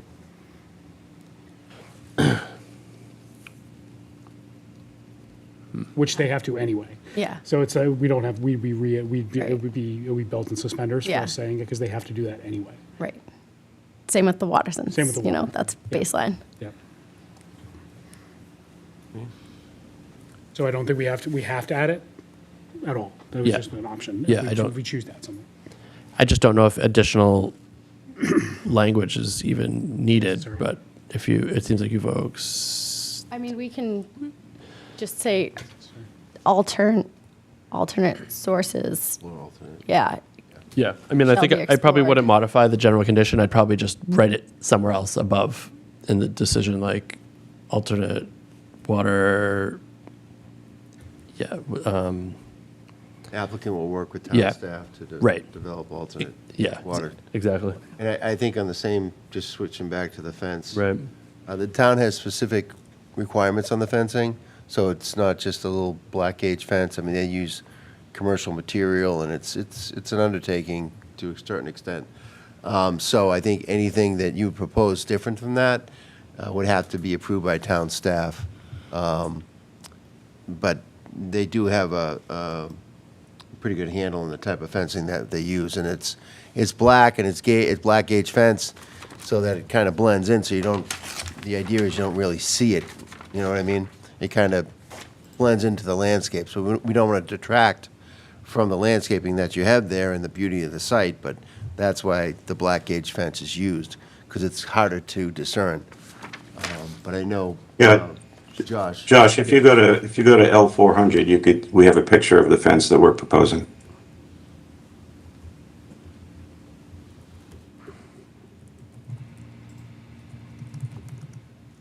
I was there. Is my screen? Oh, sorry, my screen's not shared. I'm sorry. it's page 28 of 29. On the left side. Thank you. Everyone. You're on the right sheet. Thank you, everyone. Oh, Top. go to the last sheet. Am I on the right sheet? Keep going. Down. Down. Yeah, now to the left. Okay. Yep. There it is. Oh, okay. Yep. So it's a wire gauge, it's a little bit stiffer than a chain link fence. It's got decorative posts rather than a round steel post. So in our opinion, it actually looks better. It's got to be consistent, though. Is that in bylaw or is it?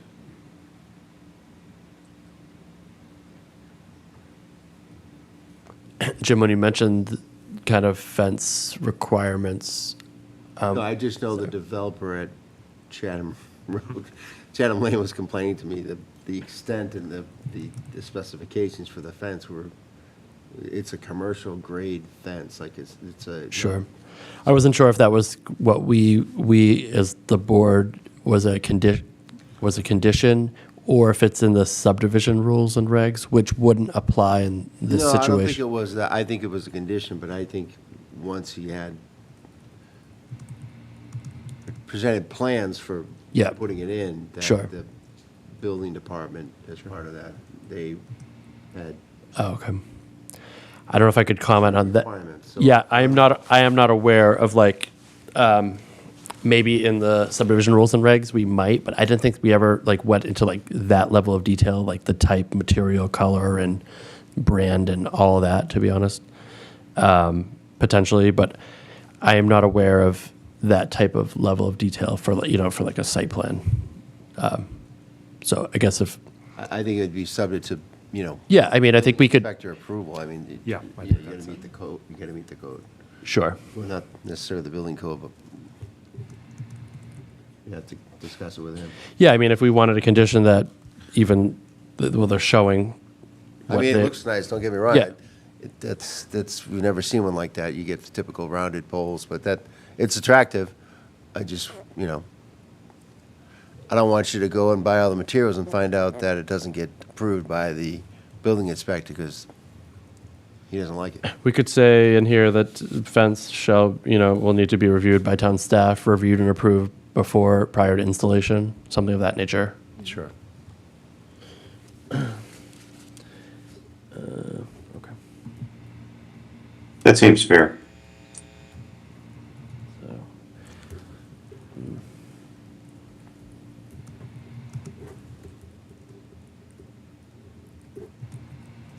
be reviewed.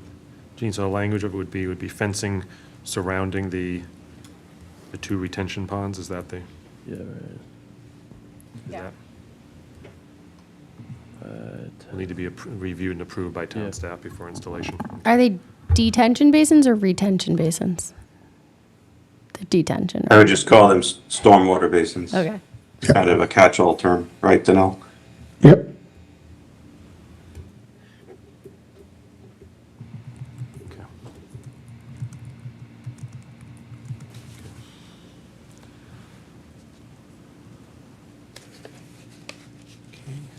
Okay, are there any other questions or comments from the board? No, okay. I will open it up to questions from the public. Go ahead, Nova. Thank you. Nova San Mateo Town Meeting Member, Precinct 1. So with all this discussion of fencing and the retention, so these are stormwater retention basins, and there is like a bylaw with the town that requires them to be fully fenced. I guess I'm going to throw out this concern. Are those retention basins being used by wildlife? Is that water actually like helping maintain wildlife in the area, and we would fence it off so that it's no longer available for whatever is maybe using it. And I would also agree with like no to the municipal water supply. But yeah, I actually do have concerns with fresh water being fenced off from our environment for use.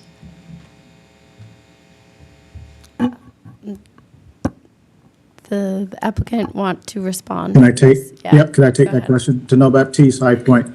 To answer the lady's question, the stormwater detention basin does not support aquatic life or any life of same.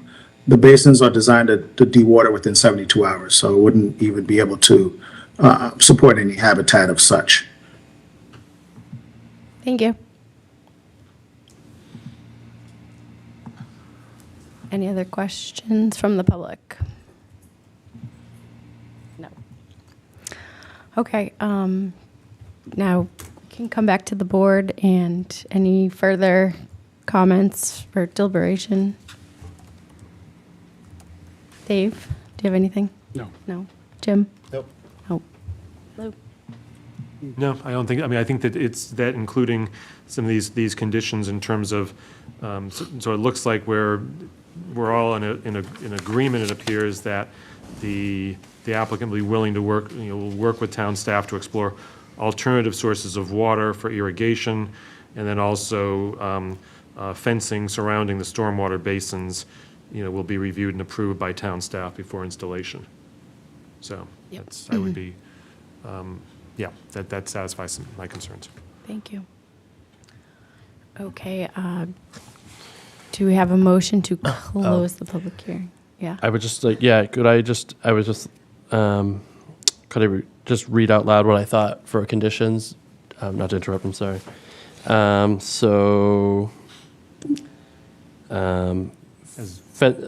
As acting clerk, I can. Yeah. Yeah. Okay. Yeah. What I have written down Yeah, here, let's see if I can read my writing. Yep. Applicant will work with town staff to explore alternative sources of water for irrigation. Irrigation for should we say for landscaping? For landscaping, sure. Right. Good. I'm gonna definitely have to watch this video tomorrow. Okay, so I have applicant will work with town staff to explore alternative sources of water for irrigation for landscaping. So that would be added as a condition, but we would obviously retain the general condition. Yeah, well, yep, so we won't modify that in any manner, we'll just, add it Absolutely. like it's always. But we will still, for the condition, we'll still need to, though, the plan will need to be revised, Yep, though. yep. To. I'll keep that in there. There's Sorry. both in terms of for snow storage, Yep. to meet the general conditions, as well as the planting note. Yep, That planting note 17 will be removed. Right. Being non-compliant with the general conditions. and then I added a C there, Lou, where I wrote, we should have the fence be added also, I added like a C, see how that condition 3 was an A and a B?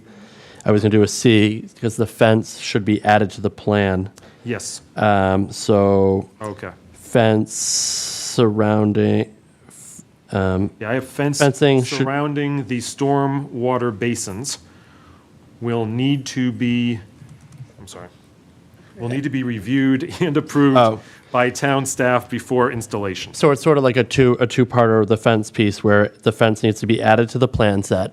Yes. And then Fence. additionally, I'll do a period after additionally, the fence shall be reviewed and approved by town staff prior to installation. Does that sound good?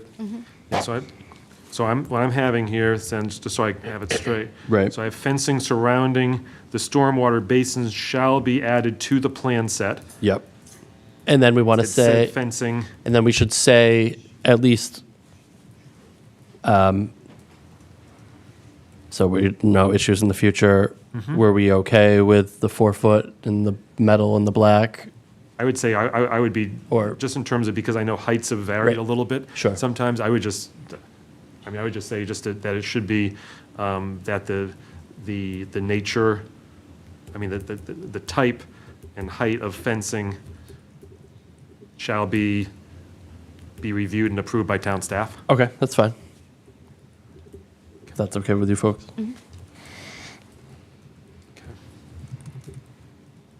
Okay, prior to installation. Okay, yeah, okay.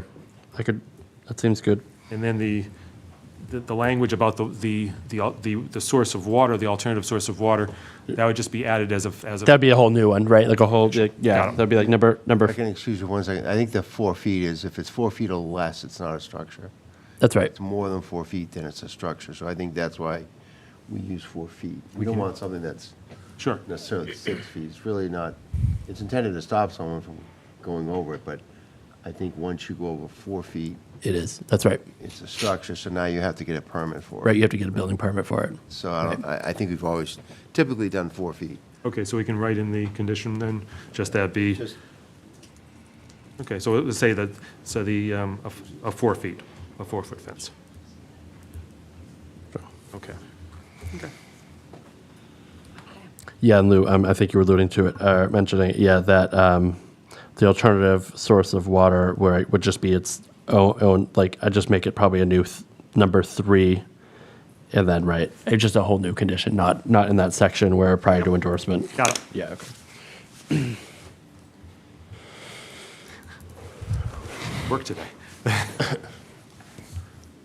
Can we close the public hearing? Not yet. We haven't yet. Okay. Oh, and then I guess one other thing, sorry. The development team brought up, I had made a comment about moving the handicap spaces, ADA spaces, closer to the doors. If we could just write that on the plan, as in that section prior to endorsement, Yep. like a D. You could say like handicap spaces shall be moved closer to the entrance and exit doors. Development team, is that satisfactory? You're on mute. And I'll say in coordination with town staff. Sure.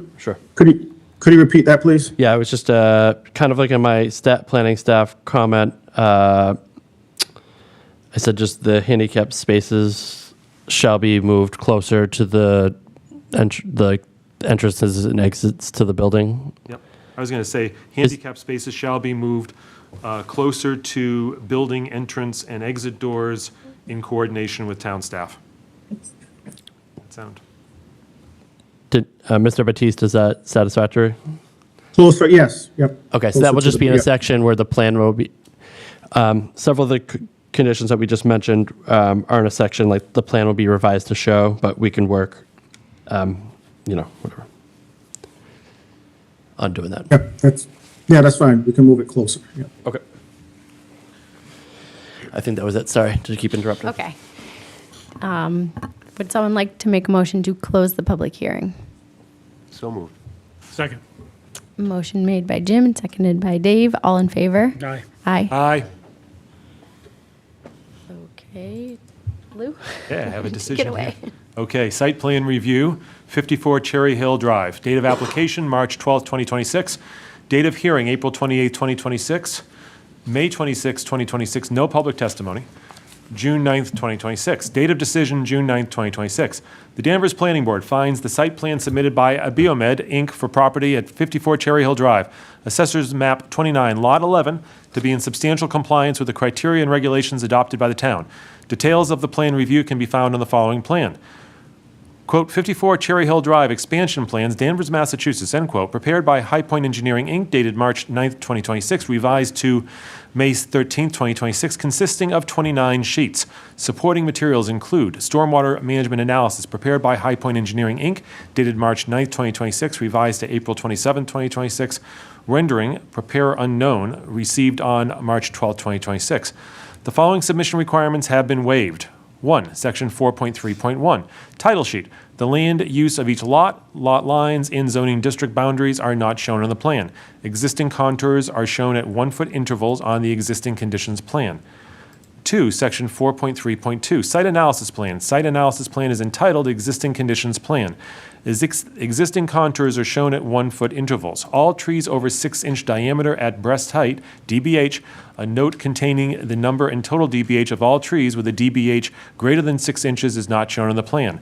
Location of test pits is shown on the grading and drainage plan, C 300. 3. Section 4.3.3, Dimensional Regulations Plan. No dimensional regulations plan submitted. The lot lines, proposed yard setbacks, proposed maximum height of building, and zoning dimensional table are shown on the layout and materials plan, C 200. 4. Section 4.3.4, Site Construction Plan. Site Construction Plan is entitled the Layout and Materials Plan, C 200. Existing and proposed contours and drainage system are shown on the grading and drainage plan, C300. Landscaping is shown on the planting plan, L300, and planting plan enlargement, L301. A table indicating amounts of earth material that are to be removed, added, or reused on site is not shown on the plan. 5. Section 4.3.6, Utilities Plan. The profile of the utilities is not shown on the plan. 6. Section 4.3.7. Landscape Plan. The landscape plan is entitled Planting Plan, L300, and Planting Plan Enlargement, L301. Existing and proposed grades are not shown on the plan. Existing trees with a 6-inch DBH or greater to be retained or removed are not shown on the plan. A plan and plant schedule and methods for protecting plant materials during construction are shown in the planting notes and details, L302. The yard setbacks are shown on the layout and materials plan, C200. A table showing the percentage of existing and proposed impervious surface is not shown on the plan. 7. Section 4.3.8. Off-street parking and loading plan. The off-street parking and loading plan is entitled the Layout and Materials Plan, C200. The construction details and type of materials is shown on the detail sheets, C500 to C506. Conditions of approval. The project is subject to the following conditions. 1. Prior to the issuance of a building permit, this site plan decision shall be recorded at the Southern Essex Registry of Deeds. 2. The applicant will satisfy all the comments in the Danvers Engineering Division Memorandum dated June 9th, 2026. 3. The applicant will work with town staff to explore alternative sources of water for irrigation for landscaping, period. 4. Prior to endorsement, the plan set shall be revised to show A. Snow storage meeting general conditions, number 6, snow storage. B. Planting note number 17 on the planting notes and details, L302, shall be removed from the plan due to being non-compliant with general conditions number 7, water conservation. C. 4-foot fencing will surround the storm water basins and shall be added to the plan set. The type of fencing shall be reviewed and approved by town staff prior to installation, period. D, handicap parking spaces shall be moved closer to the building entrance and exit doors, comma, in coordination with town staff, period. 5, if there are any changes to the approved plans, the use or the conditions on premises, planning staff will review. If deemed a major change by staff, the applicant will have to apply for a new application for site plan review. This project is subject to the attached list of general conditions.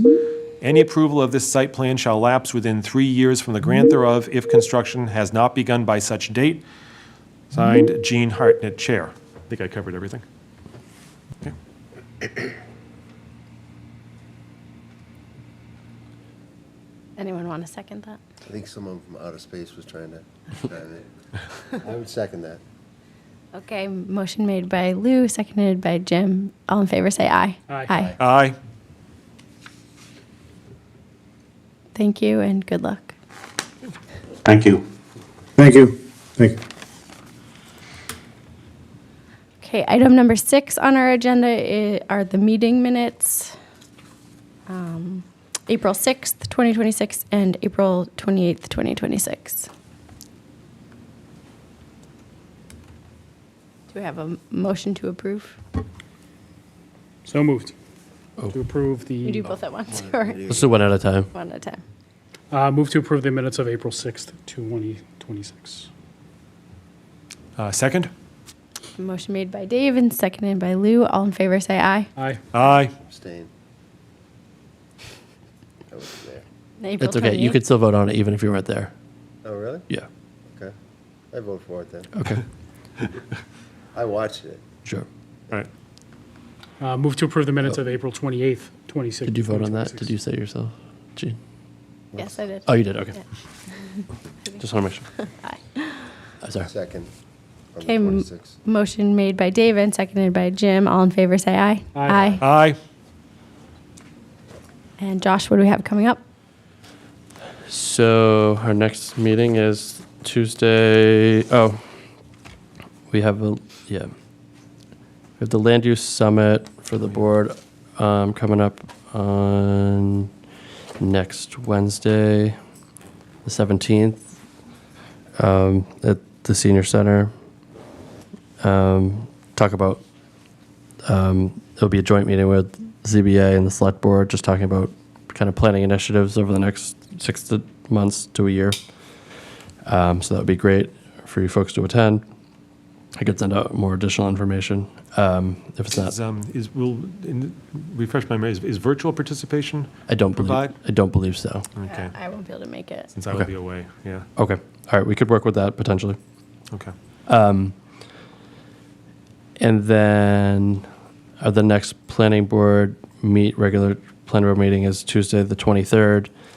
As we speak, the only item that evening is the 156, 158 Maple Street item that was continued from tonight to that night. Will everyone be there, or in terms of your availability on that evening? Yes. Yeah. Okay. I have another obligation in town, so I may be able to attend. If needed, I'll be in town, but I'll be at a Danvers Historical Society event, which I'm It involved seems in. as a year happens. About the same time. Yes. Yep. Okay. I can see what I can do in Sure. terms of attending, but I don't want to, I'm Sure. not a guarantee. Yes. Okay. And then we were switching to our summer schedule. Can I just go back to that? Yes. If Lou's Yep. not able to attend. Yep. With the applicant. you wanna- I will let them know, and I will confirm with Mike, and in that event, John could fill in on the special permits. Right. Yep. That's one vote, right? Right. It gets complicated quickly, yes. Yeah, so if you're not going to attend, then I don't know if they're going to come. I mean, I'm going to be in town, so I can see what I can, Yeah. I can see what I can do. But that's the only item. Yeah, I mean, we might be able to handle it, I don't know. Okay. Relatively, I'll let them know, and no, I don't know. I'll speak with Lou, and I'll speak with Mike. If Mike's also not I available, just don't think she'll come if she Yeah. don't, it's not I understand, yeah. all of us there. okay. I don't know if they'll come. I'll, Because you need a, for the special permit, Right. you need 4 out of 5. yes. Not on this particular item because it's complicated, but they do need a simple majority. But yeah, I will But the special permits, John could vote on those. But it would have to be, so you're just saying that you just need a simple majority? Yes. But I think what you're saying, that they may not, It gets, if they yeah. know that they're short one, they might not Right. want to. Yeah, so you want to let them know. Yeah. Sooner rather than later, because they've already postponed it. It's, Right. you know, I mean, obviously, if Mike also is not able to attend and Lou is like 50-50 or whatever, not to, we'll have to make a decision and, Yeah, you're going to check with Mike? yeah. Yeah, ideally, I would want to, it would be, yeah, especially if there's only, I mean, If we, there's one item, ideally would be good, I could, because this event's been on the books for a long time, so. if we moved the meeting up a half an hour, would that be helpful? I'm just being creative. Let's circle back. could, We could, yeah. let's talk offline. Yeah, while we don't have that open, I mean, I'm just wondering if they made a full presentation. Yep. Yeah. So they would, One time. they would be giving us their I watched updates. it, yeah, so like tonight, they would be just giving updates and, The event I'm at runs from 5 to 8, so that's the, 5 to 8. Mhm. Okay. yeah, it's our summer concert series, Right, Beer right. Garden, So, at Glen Magna. if you Come could- here after the beer garden. No, I would not come after, So I'm the president of the society, so it's a little bit, Yeah, in that case, we, unless we did a different night. We just continued it to that night. Well, Yeah. if we did like a different night. But the problem is earlier tonight, we continued it to that date. Oh, yeah, yeah. That was the problem. I wish it, oh, that yeah. was the problem. Well, we're still in session. But the applicant's not here. Yeah. I don't think we can do that. so there are no other agenda items so does No. that? We haven't closed public hearing. We haven't adjourned. Right. I don't think we can open I don't think we can open that back up. Well, if, Like- say another member can't make it, if we don't have a quorum, we can't meet, right? Correct. Okay, so, In some manner, yeah.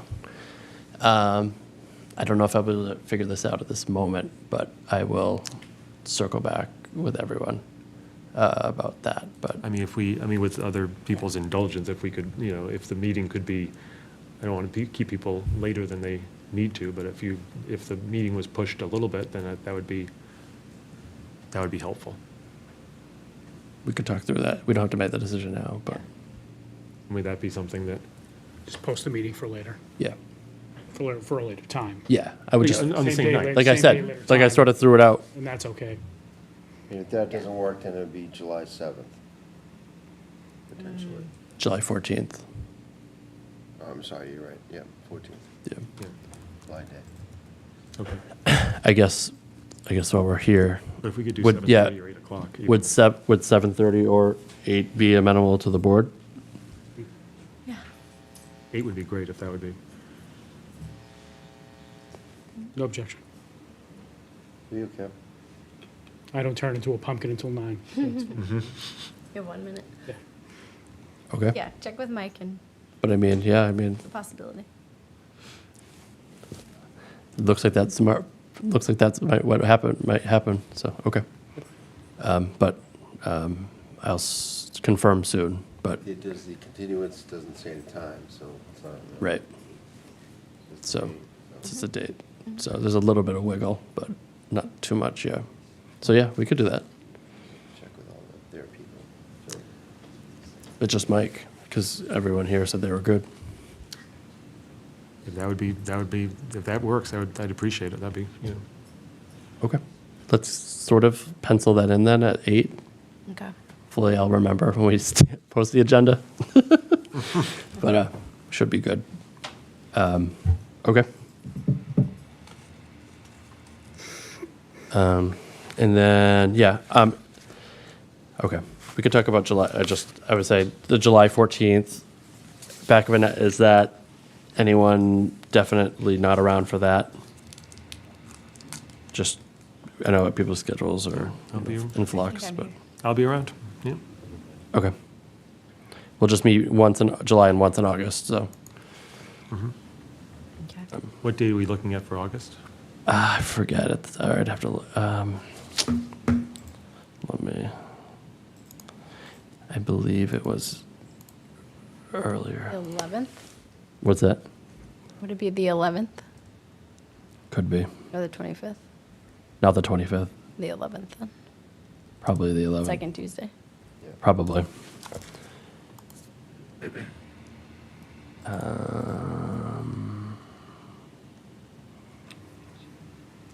I'm at a conference the 11th, but You know, we can get a little, I could probably participate remotely. you know, if we could.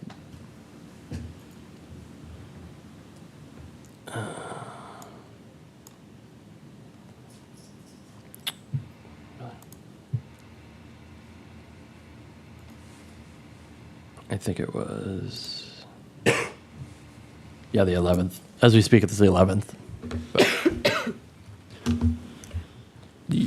But we could move that around too. Like, we could be creative then. You know, we haven't continued anything to it, so we could be a little bit creative. But as we speak right now, other than Lou, everyone sort of around. It's just like if right now, like tonight, if like three of you are like, I'm definitely not here, like I would just move it. You know what I mean? We have applications in the pipeline that we foresee? There's a couple. It's just like it's good to know. There's like a little heads up, you know. Nothing like official right now. Or there was something dropped off today that I'm just trying to figure out which meeting to put it on. But okay. I think that was it for updates for the moment. But yeah. Move to adjourn. Second. Motion made by Jim